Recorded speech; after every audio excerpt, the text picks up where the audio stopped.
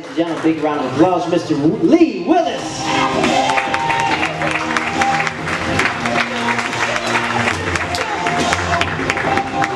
All right, how you guys doing? Yeah, thanks for coming out. You guys didn't know you were going to see a comic that looked like the love child of Stewie Griffin and Charlie Brown tonight, did you?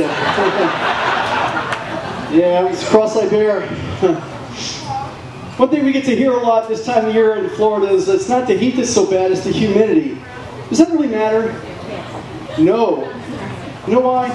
Because that's like telling someone who's sentenced to die in the electric chair, don't worry man, it's not the volts that kills you, it's the amps. Like, oh, I feel so much better knowing that shit.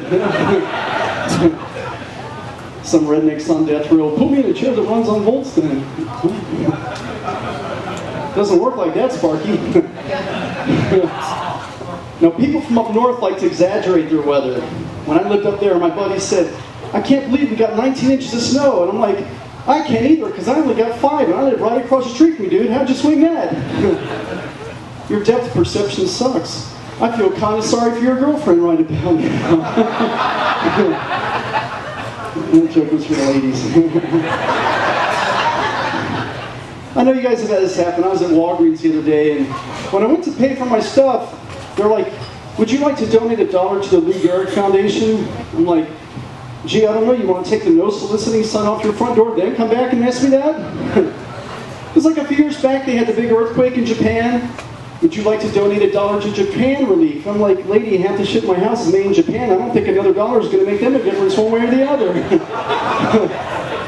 If anything, Japan should show us a little love, don't you think? I like going to the dollar store. They crack me up. They will sell the most useless product as best they can. They asked every customer one day I went in there, would you like to buy a scented marker? A scented marker? How about a scented fork? That way if these ramen noodles taste like crap, at least they'll smell good on the way to my mouth, you know? Jeez. One place is trying to sell anything they can to stay in business is Barnes & Noble. Not just books and magazines and Nooks or Kindles or whatever the hell they sell. It's Legos and board games. And I walked in there and they're selling a 500-piece jigsaw puzzle of the Beatles' White Album. I'm not making that up. In case you're wondering, just take your cocktail napkin, rip it up into 500 pieces, put it back together, congratulations, you just saved $20. They sell little novelties like the Magic 8 Ball. Remember the Magic 8 Ball? How come that was such a cool novelty to have, but the Ouija board was the devil? Remember that? You're growing up and Mom's like, we're not bringing that into my house, it's the devil. I'm like, it's not the devil, Mom. You're the devil. No, I would never say that to my mom. I'm trying to stay out of the ER. I feel pretty good. I got the next couple weeks off, mostly because I don't have a job, but it's still nice to have the time off, you know? I'm just saying.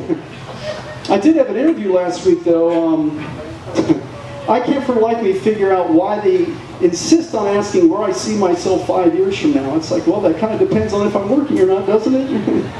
And what am I, Nostradamus? One question I had is, what accomplishment are you most proud of? It doesn't have to be a personal or professional. It could be a personal accomplishment. And the only thing I could think of is, well, I did 6 years in the Navy and I never got VD, so hey, I'm kind of proud of that. He was all congratulatory as he escorted me out the door, never to be heard from again. Very common question now in job interviews is, what's one of your weaknesses? I hate that question. But just for fun, I want to say something like, I have a weakness for crystal meth. By the way, how's your dental plan here? Hey, that should be important to a meth head. It isn't, but it should be. I just want dental care at least as good as what the waitstaff of the Waffle House have, you know? I'm not going in there every now and then because the waitress isn't there. They always call me hon or honey, and I like that. It makes me feel good. And they don't need any teeth to form the word hon or honey, so it works out for everybody. Now, one last thing before I get out of here. This is for the couples in the room. Never ask your significant other, honey, where did you learn to do that? When you're in bed, because there's no good answer to that shit, ladies and gentlemen. I'm here to tell you. Honey, where'd you learn to do that? It's like, oh, I took a seminar. You like? Honey, where'd you learn to do that? Well, I was the guy in college. Oh, Ixnay, that's hey. All right, guys, my name is Lee Willis. Thanks a lot for coming out.